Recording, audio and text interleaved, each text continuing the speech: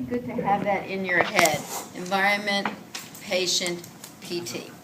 So if I'm doing movement analysis, I'm thinking about, okay, what's the environment? So for supine to sit, what's the environment? It's some flat surface. I mean, I hate to be obvious about this, but it's helpful to sort of think through this.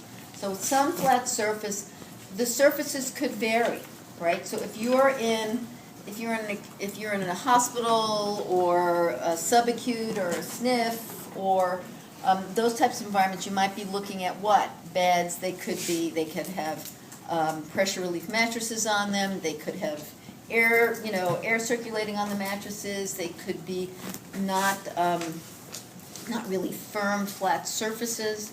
So you have to figure out what the environment is. If you're at an outpatient clinic, what could the environment be? It could be this. It could be one of those blow plinths, right?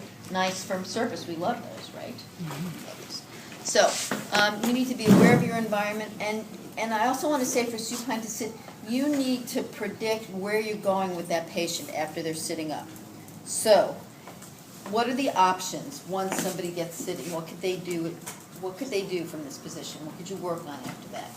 Standing. What could you look at? They could stand up. So if I wanted Matt to stand up from this position, what would I have to make sure was happening with his preset?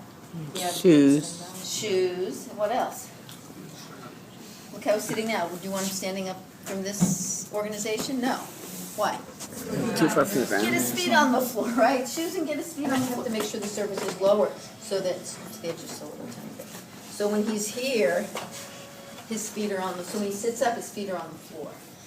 So I'm always predicting what the next thing is going to be, whether it's the next thing in the examination or the next thing in the treatment. And even if I'm just going to work on sitting balance with him, right? Or ability to maintain midline or move off of midline or reach for something, whatever it is, I still want to make sure his feet are on the ground.